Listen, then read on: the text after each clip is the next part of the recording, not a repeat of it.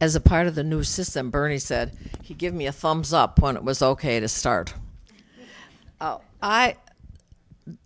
It was been a treat to introduce Pat Kubicek today, because during the last year, that when we've been talking to each other and finding out about what she's going to say and being sure she gets here and so forth, it's just been a pleasure for me.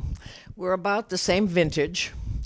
The things that she is going to talk about today, the period of 1948 to 1953, which was the television program, I worked in special events at Marshall Fields.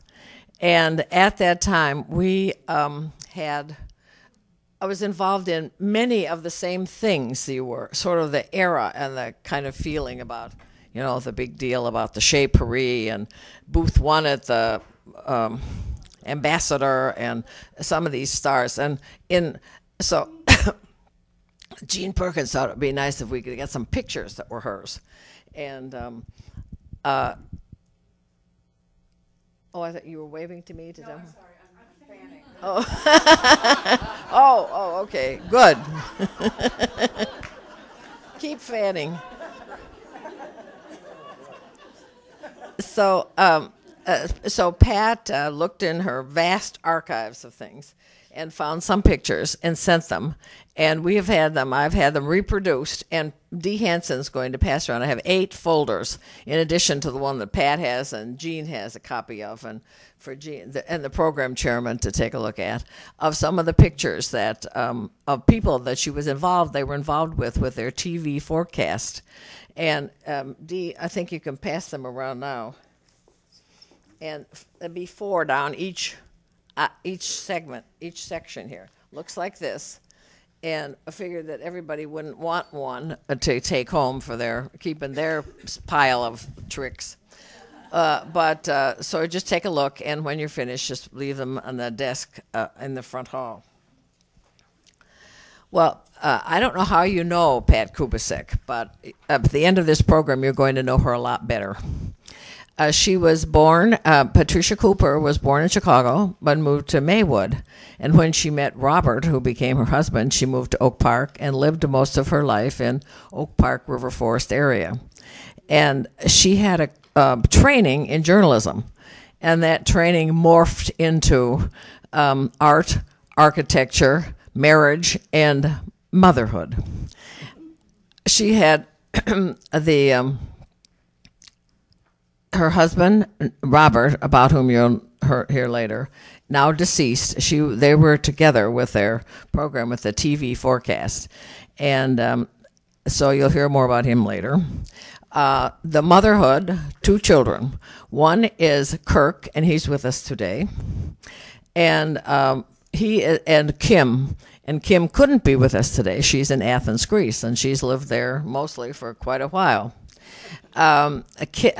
Kirk is an Episcopal priest. Some of you may know him because he was in Christchurch, Winnetka for a while. And he also is a musician. And he had a band, and his band, or one of them, played for Susan Ford's wedding in the White House. Senior prom. Oh, senior prom. Pardon me, senior prom in the White House. And I said, what was it? She said he was a percussionist. Kim, who lives in Athens, Greece, was active in the production of the opening and closing ceremonies of the Olympics that were held in Athens. So I had lots of notes, but I thought I've worked on this so much I don't need to, and now I don't have a hand or a podium. So anyhow, we're going to, after Pat was very active in the River Forest Oak Park Art Associates. And I said, and I think you were a docent at the Art Institute. And she said, no, I was a lecturer. And there is a big difference. And she's been a lecturer all over. So you may have heard one of her lectures someplace on many of the artists and the exhibits that came to the Art Institute. She was involved in that. She also,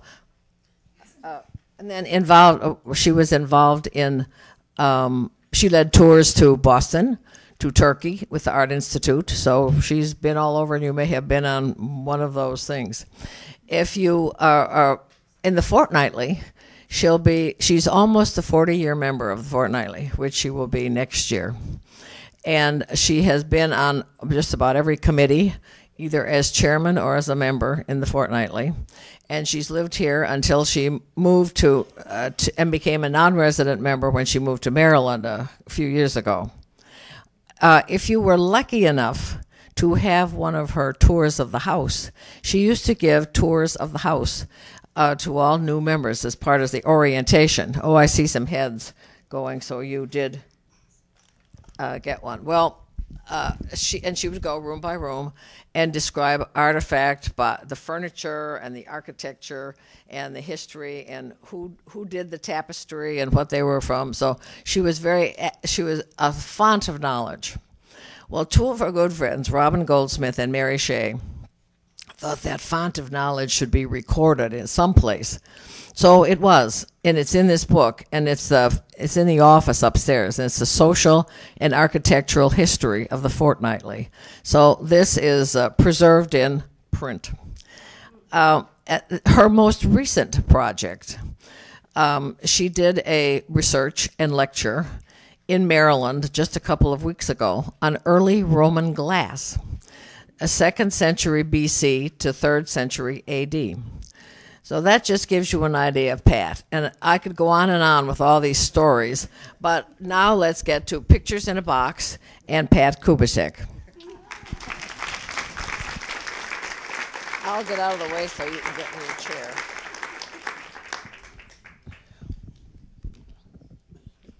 Oh. Yeah, I'll put that on there. Okay. I'll take care of this. It takes a village to give a program. Would you like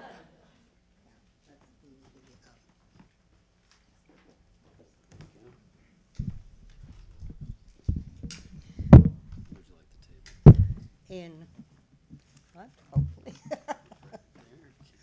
We improvised. Do you want this? Want to hold it like you did before? Well, it's silly, but sure. I'm going to give this because I know what pictures are in the box, and I think this is Janet's notes, and this is Janet's notes. Done that, you don't have.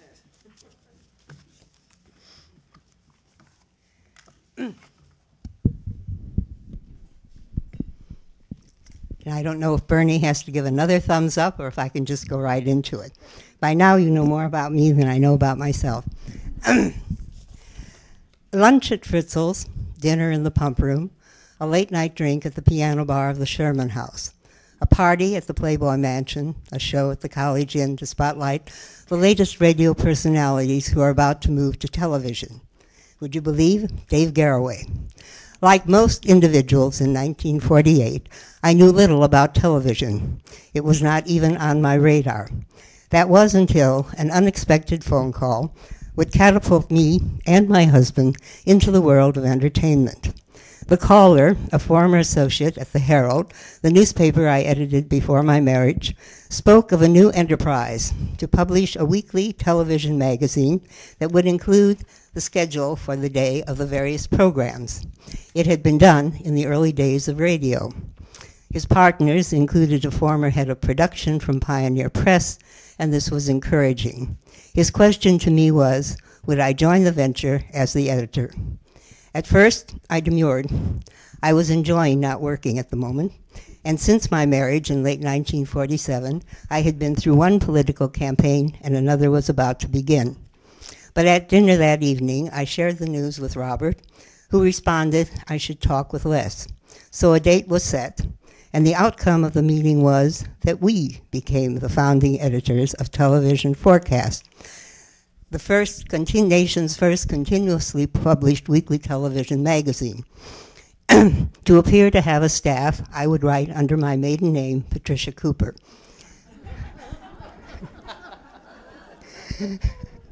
Television was an unknown territory to us. There were but 2 stations in Chicago and 18,500 sets. Daytime programming consisted of the test pattern, with or without music. And television was being avoided because you could cook and listen to the radio, as well as iron, clean, read the newspaper, and even the young people could do their homework. Television required you to sit down and watch, or so was the conventional thinking. As we began our journey into the new medium, we had never seen a television program, and we did not own a television set. And the majority of people were saying emphatically that they never would. Although I would add, once we had a set, few were very shy about asking to come and view certain milestones along the way. The inaugural of 1948 would be one of the first, and you can imagine how many friends with children were eager to have them view that. We also had the friends who would call and say, "May we come watch the Saturday football game?" And we would say, "But we're going to be raking leaves. Of course you can sit in the living room." And they came, and they would send the message on to their friends, who would also then call, see if they could come. Why television was perceived as such a guilty pleasure, decades before Newt Minow would call it a vast wasteland, remains an interesting question from the formative years. Ernie Byfield, known as the Chicago's gaudy innkeeper, the man who turned the pump room into Chicago's first restaurant as theater and home to the stars, was asked by an early guest in the hotel, how did he think or what did he know about Chicago television? And he replied, "Its biggest star is a snake."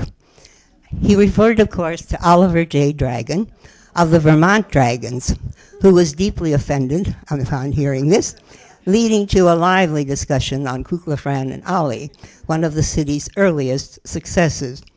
Early programming was primitive, as the technical side struggled to understand the needs of the new medium: how to light, how to construct a set, how to determine the placement of the cameras. Would you believe Philip K. Wrigley actually wrote a volume on where you put the cameras when you photograph baseball? How to light, and we were lucky to be in Chicago, which in the earliest days proved to be far more innovative than either coast. WBKB had been on the air 8 years, though most probably did not know it, when the magazine debuted. The B&K, of course, stood for Balliman and Katz, the owners of Chicago's grandest movie palaces.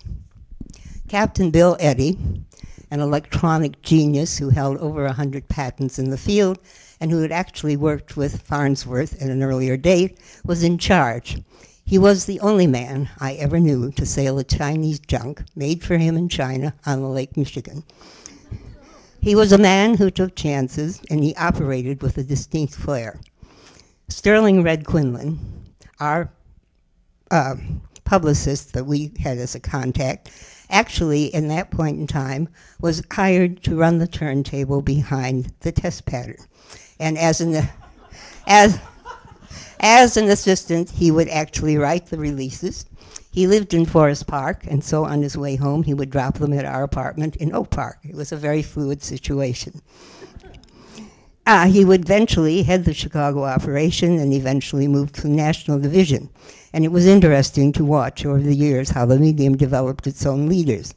WGN-TV, as I'm sure you know, stood for the world's greatest newspaper and was the other station owned by the Tribune. Frank Schreiber, a more conservative leader than Captain Eddy, oversaw the station's entry into the field, where sports immediately became a major part of the offering and remains to the very time. In fact, at the beginning of the summer, WGN-TV announced that they were celebrating 60 years of televising the Chicago Cubs games, which is a commitment of patience, optimism, and loyalty. At the time, they also presented a special show on television, and to my amazement, as I watched that evening, they zoomed in on a couple in their living room, and she held up her TV forecast and said, "What's on the air tonight, dear?" But it was also that show that made me fully aware that it also marked the 60th anniversary of the first issue of TV Forecast. When one looked at the day's offerings in 1948, you first noticed that nothing began before 4 p.m., and nothing ever ran past 11 p.m., and most were over earlier. So why did people buy sets? And why did they need a magazine to keep track of such meager offerings? Without question, the answer to the first is that those who bought early TV sets are much like the group, I think, who line up to get Steve Jobs' latest offering before anyone else has it. And there also was a novelty to the magazine. But what I thought was great fun was the way that they would write us letters very early on and say, your magazine has made life so much easier. As we can find exactly what's on television. And I thought you would like to know exactly what was on television 60 years ago today in Chicago. At 10:30, Mary Martinson was going to show you a new recipe. And at 11, the Dexters, Jim and Edie, who were sort of a early husband and wife team, would give you a half hour of entertainment. You then went shopping with Denny, and then nothing happened again until 6:45. And Kukla, Fran, and Ollie would come on at 7 o'clock for an hour, and followed by Tom Mix, the Telenews, Telecharades. WGN, and you won't be at all surprised, had the players of the day, the baseball game of the day, and the 10th inning, which sounds a great deal like WGN TV today. And on through the evening, usually ending with a film. On the other hand, ABC, which had made a recent entry into the market and was known as WENR TV in those days, or called Wiener in the trade, they were offering a great books course on television. And the release on this particular program I thought was quite appropriate. The books to be discussed on the program will be those which deal, and this is in quotes, most incisively, most universally, and most timelessly with man and his world. And there were going to be 6 of them on the panel, 3 men, 3 women. Lynn Williams would be the moderator.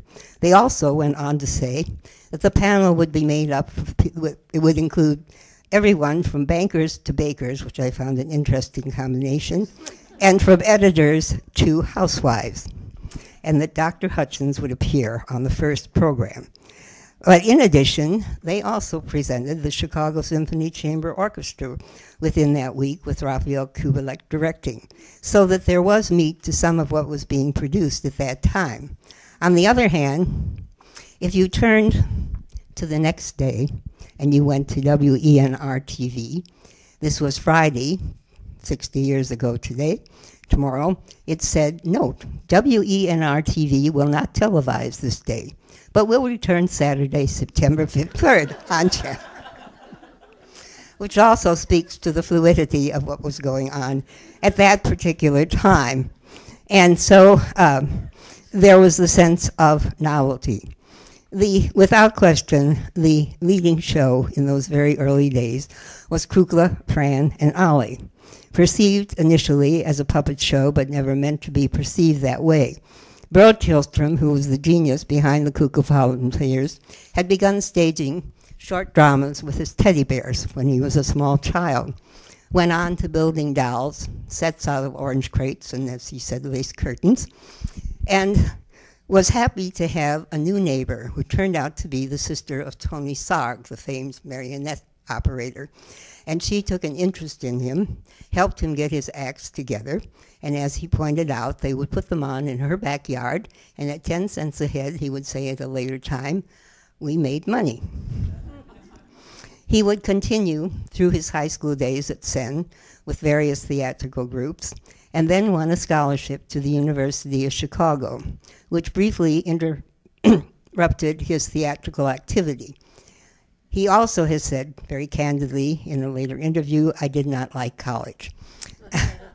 And therefore, he was soon back at work, and he went to work for the WPA Entertainment Unit and would give thousands of shows in parks, the YMCA, carnivals, churches, clubs, hospitals. And in 1936, a friend of his asked him if he would make him a puppet.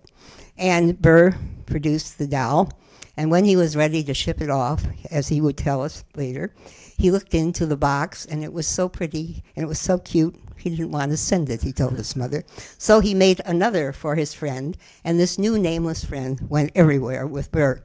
It went with him to parties, it went to him to various productions, and on one evening, it was peeking into the dressing room of Tamara Tumanova, one of the famed baby ballerinas of the Russian ballet. And when she turned and she saw it, she said, "Ah, kukla." And thus he got a name. The Russian, of course, for doll. Madame Oglepus was the next to join the Kuklapolitans. She came in 1937. For as Burr would point out, every theatrical group needs a diva. And to me, she in many ways is the forerunner of Miss Piggy in later years. In 1938, he introduced Oliver J. Dragon, as I pointed out, from the Vermont Dragons. And Ollie, as he also said, every theatrical troupe also needed a dragon. Over the years, the other characters would come to join them, some of them named for people who were involved in the production. He never called them puppets, and he did not want them called puppets. They were characters. And he would not allow them to be photographed other than when they were in action on the stage. He did his first TV work in 1939 for RCA Victor. He did a closed-circuit show at Marshall Fields. It was his first experience with television, and as he would say, that was it. He knew he had found the medium that was perfect for him. They would send him in 1940, to Bermuda to a test of land-to-shore, ship-to-shore telecasting. They also took him to the World's Fair in New York City. And he also did work at a number of Bond rallies. He first began to work at WBKB in 1942. And one day, Captain Eddie called and said to him in 1947, "How would you like to do a regular TV show?" Burr said he replied, "For money?" And Captain Eddie said, "Yes." And Burke said, when do we start? It was called Junior Jamboree. It was 1 hour, 5 days a week.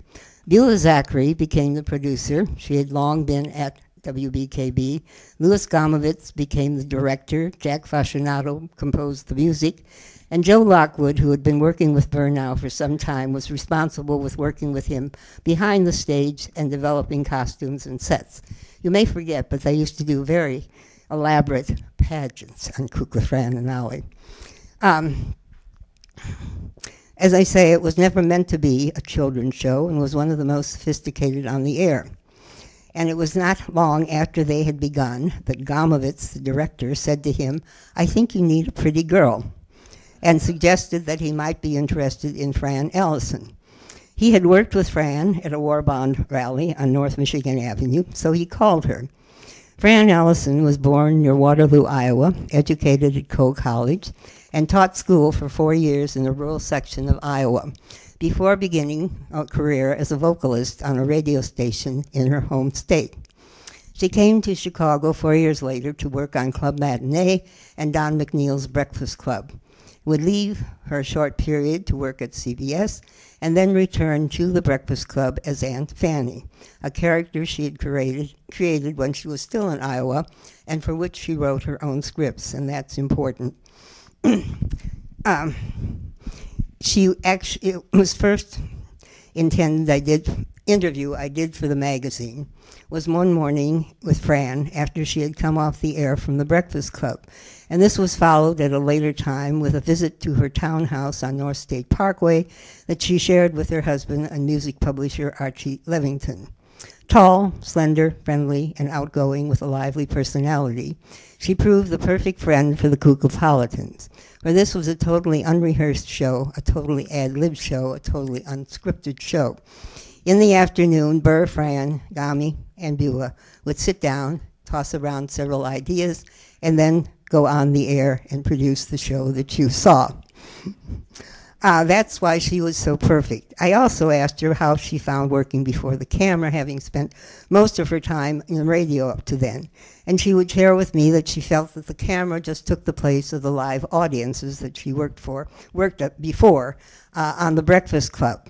And then I asked her about her relationship with her friends on the Kuklapolitans, and she said, as our last show of summer ended on July 16th, and we completed the fade out, I turned to Ollie, who was wearing the white wool muffler his mother sent him, and asked him if he wasn't dying of the heat.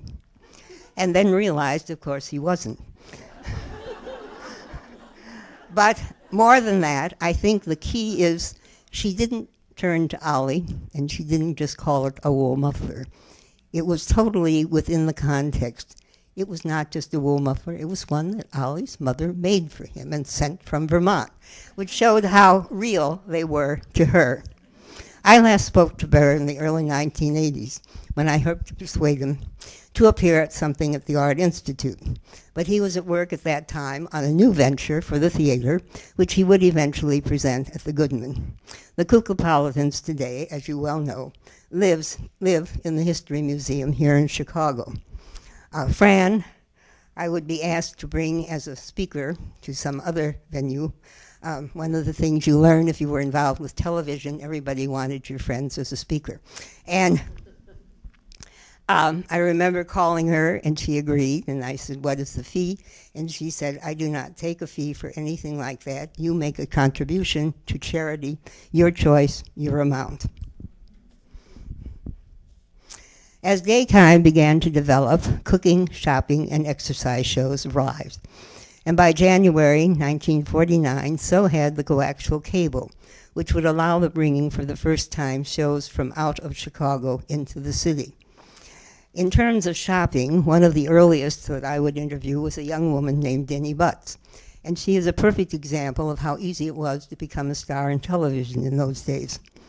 Denny had grown up on the south side of Chicago, and when she was about to graduate from high school, was surprised when she was called to the principal's office and told that her grade average was the highest in the city of Chicago. And as a result, she was being given a scholarship to the University of Chicago, who seemed to have been very generous in that day. She would graduate with a degree in English literature and take a job in advertising. As she would tell me, she came to WBKG with the desire of working behind the scenes, in production, in writing. But as she came to the end of her interview, the woman interviewing her said, would you do a test on camera? She said, fine. She did it, and with that, she became Shopping with Denny on Women's World. And she would be on the air 5 days a week in the morning and 3 days a week in the evening. And eventually, of course, she would leave. When she left television, she went to work at the Sun-Times in public relations and public affairs, and eventually became the top assistant to Marshall Field V.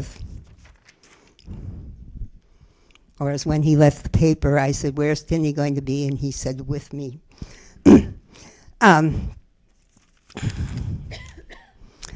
Once we had moved into the office at 185 North Wabash, business lunches were now at Fritzl's, where everyone in show business came, as well as everyone who was an entertainer who was in town. Of course, it was owned by one of the co-owners of the Chez Paris, and I'm sure that helped. The chicken soup with kreplach, they would say, was to die for, and it was very much available at lunchtime. It was where the columnists, like Irv Kupcinet, Tony Weitzel, Nate Ross, came to troll for news and items.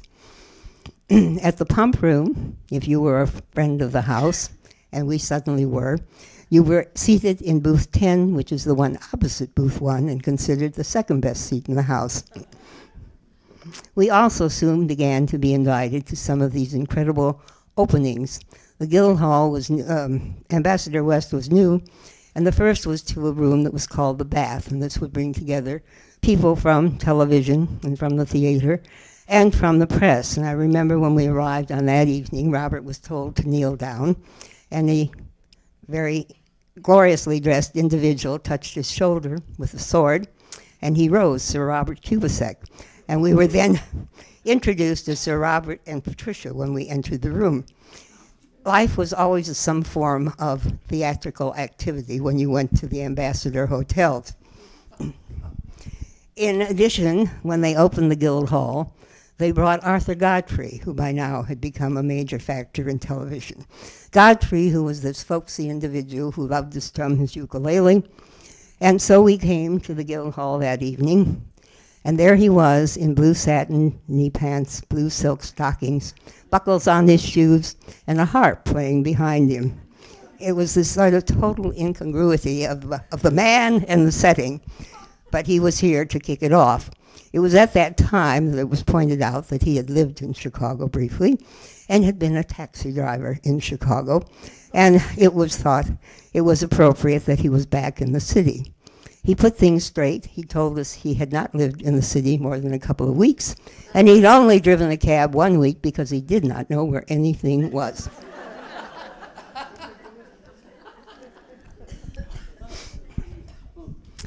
One of the things that early television gave us was weather.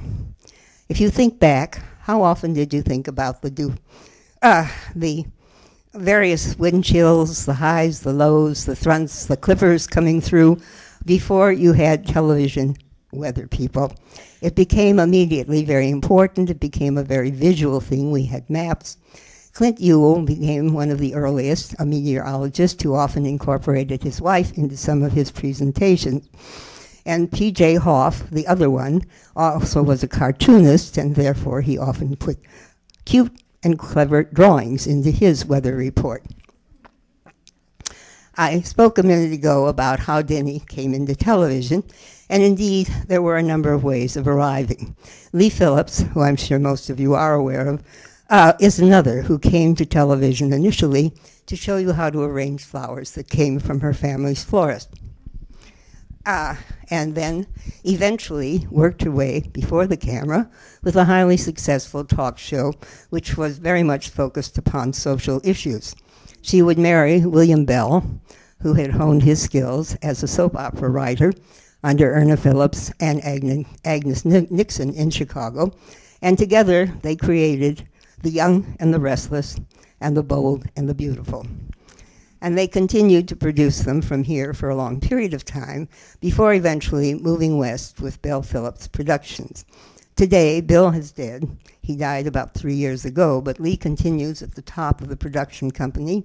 One son runs The Young and the Restless, and one son runs The Bold and the Beautiful. And one daughter plays a recurring role on The Young and the Restless that her father wrote for her when she was but a young child here in Chicago.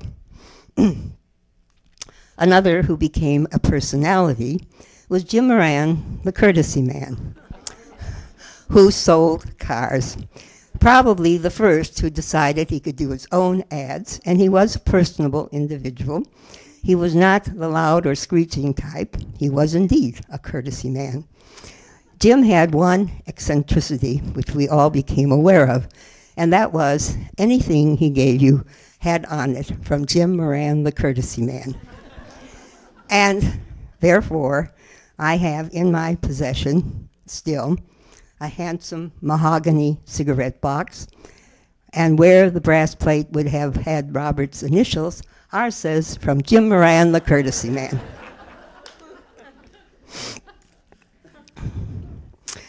NBC began to put together a placket of time for the news in the evening, and they would begin with 10 minutes, which was assigned to Clint Ewell.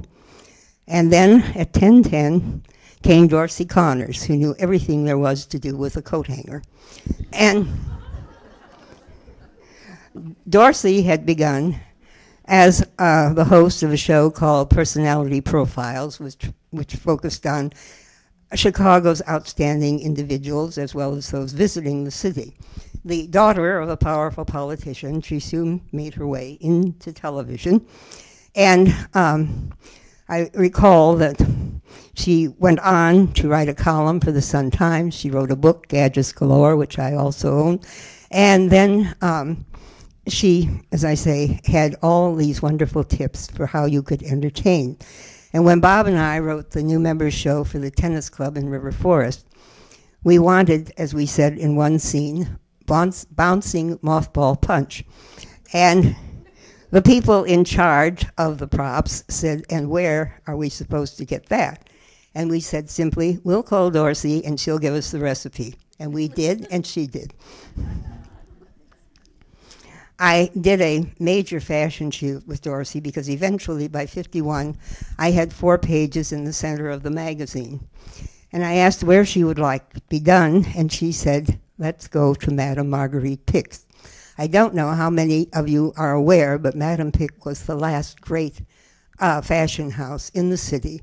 It looked like a set from a Rogers and the Stair movie, and she had 4 models who came out and modeled the clothes, and then you selected what you might want to try on. And she was just back from Paris. It was the year of Dior's new look, and so we shot lavishly with what she had brought back, as well as her own designs. After Clint Ewell and Dorsey, at 10:15 came Chicago's really dean of early newsmen, and that was Clifton Utley. And Clifton was highly respected and was one of the few that was not always a straight reader when he was on the air. But as he came to the end of his show one evening, he looked straight into the camera and he said, "Some of you have been wondering if this is my own hair." He reached up and he pulled it and he said, "It is."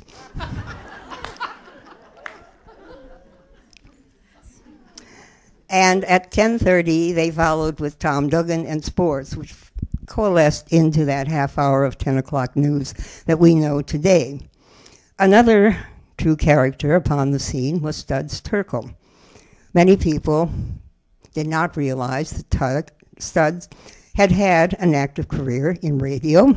He often played the gangster, and that voice would have been perfect for it. Studs Terkel, to me, is an individual who truly developed his own persona. He wanted to be called Studs. He didn't want to be Lewis. And he had a way in the red socks, which he wore to anything and everything. And he had a successful show called The Waxworks, where he played the music of jazz, blues, and folk that he really enjoyed. He also had a very famous and well-respected interview show, which makes me think of a recent essay in the New York Times book section, which said that Studs' greatest talent was that he was a great listener.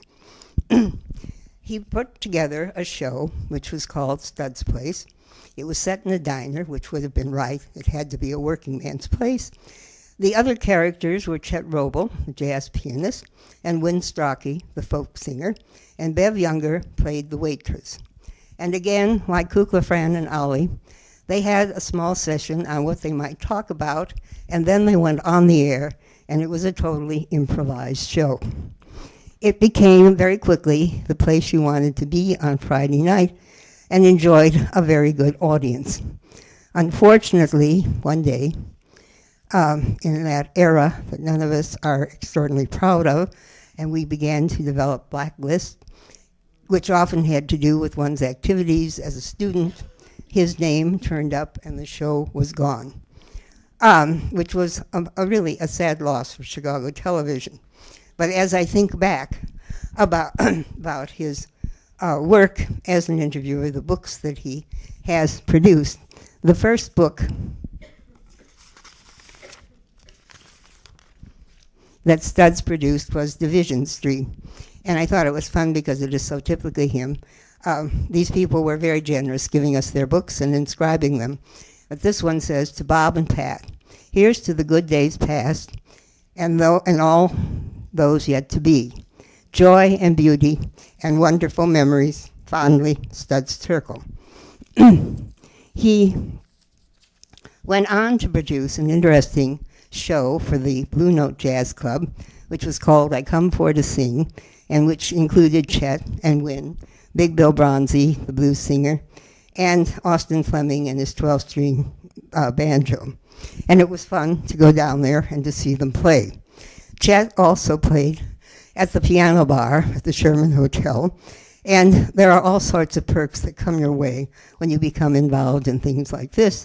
And all I remember is that if I came in and I sat down, without asking, he played the Tin Roof Blues. And there's something sort of nice about that. Now today, though most of you think of cable, we have pay for cable, and almost everybody has a cable package. I don't know how many remember that Commander Eugene McDonald at Zenith Radio came up with what was called phone vision. And he got permission to do a test of 300 sets in the Chicago area, whereby you ignited whatever you wanted to see, and you paid to do it through your phone. We had one of the test sets in our house, which would bring forth an unusual request. It was a call from NBC Press, and they said quite simply, 2 top executives from RCA are in town. They want to see phone vision. They don't want Zenith to know. Therefore, can they come to your house? And so they did. And these 2 gentlemen sat quietly in our living room and watched the test of phone vision. It didn't take off, and I think it was probably because so new was the medium and so much was being offered now free. There was no incentive to actually pay for something. Another individual who brought forth one of the unusual shows was Dave Garroway. Garroway, who was the disc jockey before he came into television. And he worked with 2 extraordinary people, Ted Mills and Charlie Andrews. I think it's important to remember, not only was it the people who were in front of the camera, but it was the people who were behind them that were doing unusual things, and they too went east and west eventually to help the development of television as a whole. Ted Mills had come from New York to work at WGN and then went to NBC, and he was the producer. And Charlie Andrews was the director. Jan Scott, who taught me more about set design for television than anyone else, was the set designer, and she would go on to win many awards down through the years. It took a special look, and this particular show had it. The production numbers were not like anything else you saw. The East Coast was deep into vaudeville, and the West Coast into film. But here they were stopping to ask, what can you do with television that perhaps you have never done before in terms of entertainment? I remember one wonderful set was called I'll Never Slip Around Again, and they had all these doors, and they slipped in and out and in and out in one of the most intricate patterns you would ever see. And it was that delightful sort of entertainment that made Garroway at Large stand out. So that on Sunday evening, you waited to hear the first notes of Sarah Vaughan singing We're Going to Take a Sentimental Journey, and to see Jack Haskell, Betty Chappell, and Connie Russell do their thing. The magazine had created an annual award, which was voted on by our readers, and Bob usually presented these to the individuals. But when he contacted Garroway at Large, Ted Mills said, why don't you give us the magazine? We will do something on the air. We said, fine. Makes no difference to us. And so we sat down that evening to watch the show. And when they came, he did a wonderful piece. Dave held up the magazine, acknowledged the votes from his viewers and so forth. And then they went on with the show. And as they came to the end, they had a production number that now incorporated a toy train, which began to move around the track and came out from this place. And then all of a sudden, it hit something, and it fell off the track. When he had dropped the magazine, he dropped it on the track. And therefore, he had blown his own production number. It also got us a second mention. Garroway, of course, went on to New York and set the pattern for early morning. But it was also because Ted Mills and Charlie Andrews went with him. And Ted Mills would go on to shape the evening show, working with Jack Parr at a later time.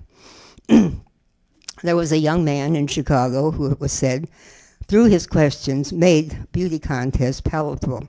An amazing number of these beauty contests began to take shape around the city.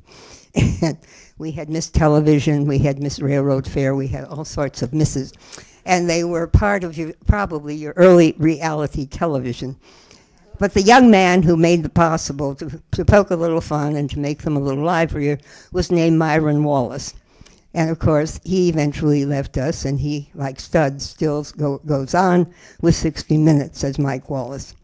Hugh Downs appeared on many a show. He had one which was called The Luncheon Date, which appeared five days a week. And, of course, he went on to many years of 20/20 with Barbara Walters. and still appears on certain shows that have to do with retirement. Paul Harvey was already dramatizing the news as we moved into these things. And so these names were passing through Chicago. The cooking shows, as I said, were early popular, usually brought in somebody from one of the newspapers.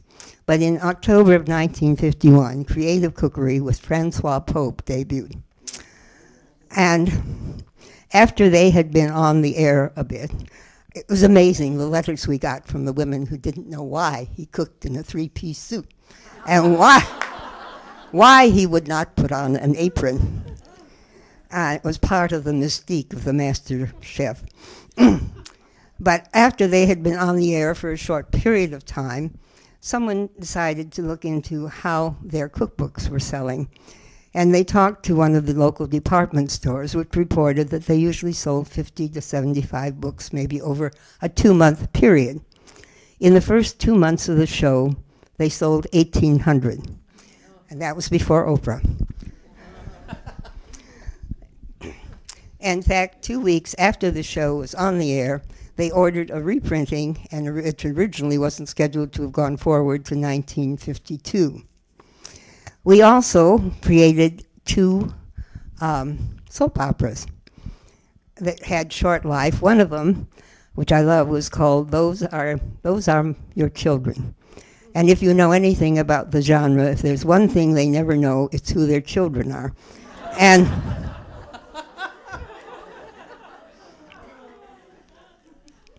the other was called Hawkins Falls, population 6,200, which debuted on NBC. And clearly, by the population, you knew it was a small-town show. And they would give you a line each day about what was going to happen. And on Monday, in 1951, Nap Drewer brings false hope to frightened investors and makes promises. Sounds terribly current. Tuesday, Doc Gibb learns the importance of a woman around the house. On Wednesday, Nap Drewer is waiting impatiently for news of his success as a salesman. On Thursday, Roy asks his mother how a father is supposed to behave. And on Friday, Nap learns that he has failed as a salesman. They obviously did not believe his promises. Both had a short run in the city. Children's shows also began to come in fast succession. We had Zoo Parade with Marlon Perkins. And I remember the Sunday that Bob went to present the award to Marlon. He came home and he said, "Did you notice anything unusual at the end of the show?" I said, "No." He said, "The monkey bit Marlon." And his finger was bleeding and he had to finish with it behind his back. At a later time, we brought Marlon to speak in River Forest. And as we were waiting for his arrival, the son of a friend of one of the tennis club members came out and said, "Look, I brought him a present," and reached in his pocket and had a small garden snake, which I thought was lovely. And then it sort of went out of my mind, and he came, he spoke, and afterwards we brought Marlon and some friends back to our house in Oak Park. And I don't know why I asked the question, but I did. "Where is the snake that Christopher gave you?" And he reached in his pocket and pulled out the snake and dropped it on my living room floor. I have no idea where it finally went, but it went. Super Circus was a great extravaganza over on ABC with Mary Hartline with the long platinum hair who waved the baton in front of the band every Sunday. And the clowns entertained. And then we had Miss Frances. Somebody was talking about Ding Dong School to me earlier. If you remember Miss Frances, she had a very precise way of speaking to children. And she would say, "Good morning, and how are you today?" And parents said, "Oh, why does she talk so slowly?" And then if you looked at the children, they were sitting there saying, "Good morning, you know, I'm fine today," and they went right into the whole show with her. So obviously she knew what she was doing. Certain game shows became part of the scene, and Tony Gilman and Antoinette Pope, Carmelita Pope were two who starred on an early one that was chaired by Dr. Bergen Evans from Northwestern, and both had had careers. Tony had been in television and radio since she was a child, moved on into television. Carmelita Pope had had a career on the New York stage, and in an early interview told me of working with Marlon Brando in New York, and made it clear that to her, no woman was safe when Marlon was around.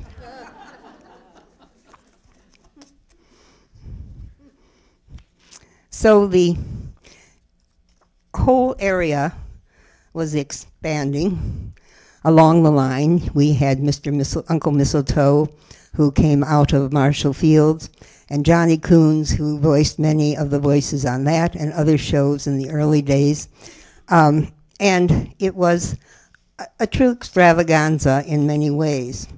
Now, as it was changing with the coaxial cable, Robert had begun to look at the idea of producing what we call a wraparound, and then you would insert the local listings into it.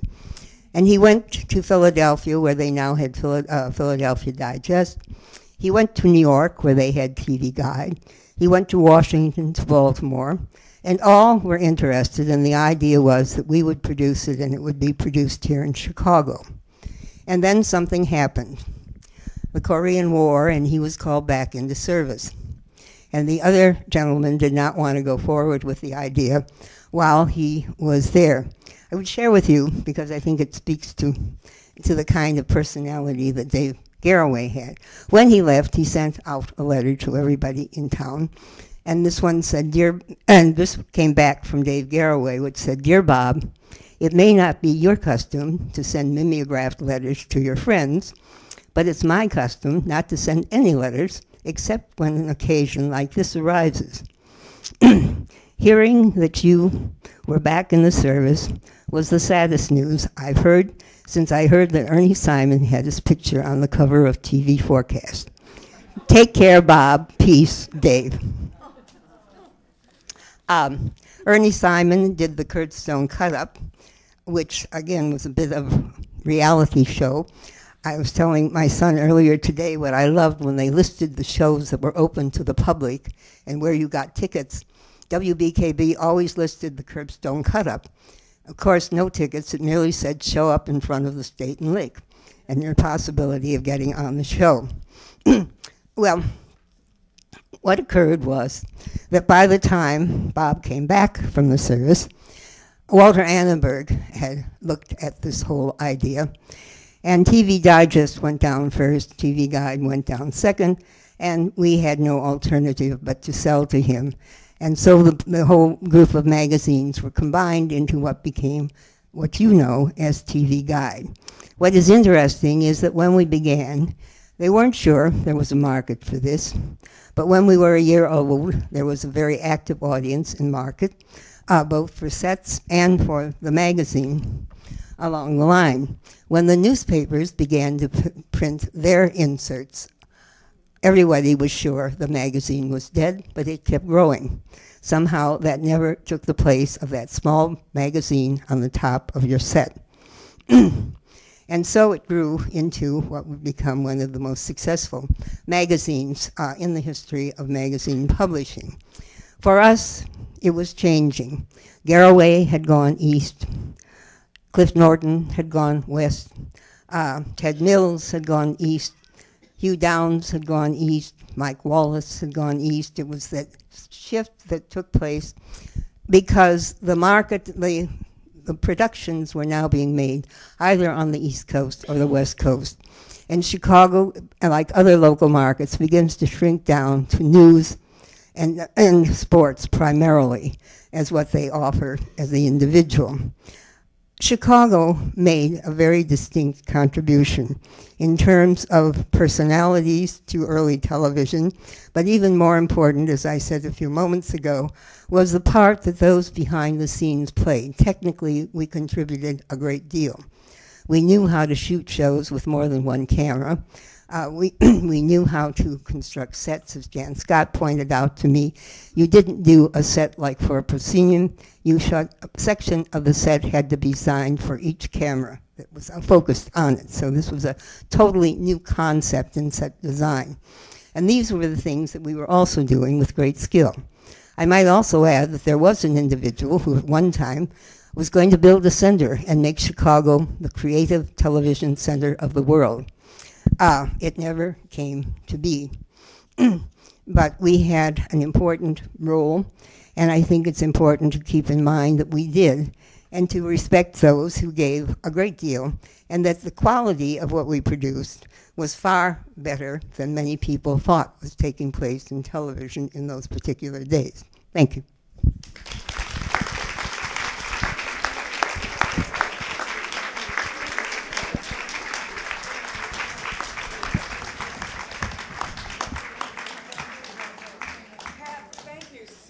For showing us some of our own history, Chicago history, and showing us another side of you. It's been an absolute delight. And in the interest of time, we'll have receiving line with past presidents in the parlor. And I presume, Pat, we can get you ensconced somewhere so that people can stop by, greet you, and ask questions, because I'm sure there are questions. So, should we say drawing room? Janet? Yes, that's All right. fine. You can find Pat and Kirk and Janet in the drawing room before or after you find the past presidents in the parlor. Thank you.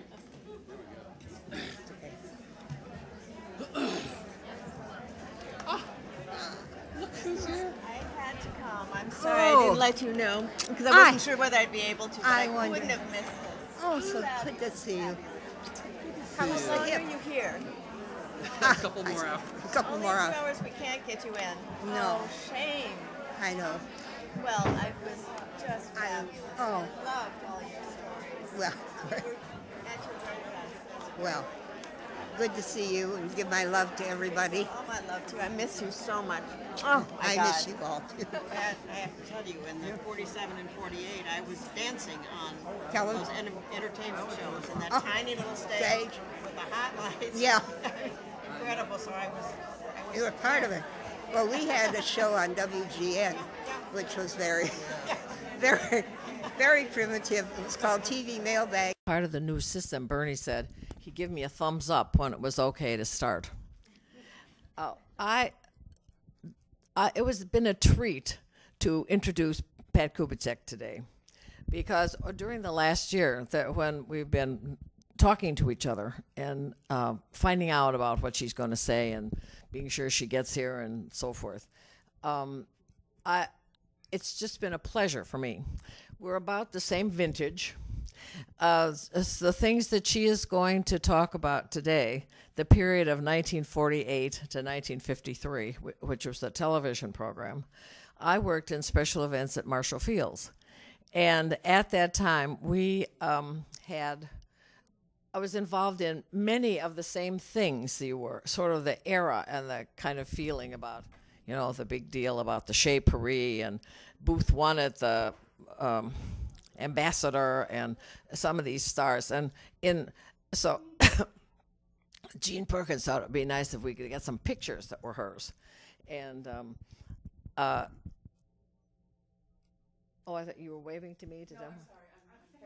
I'm fanning. Oh, okay, good. Keep fanning.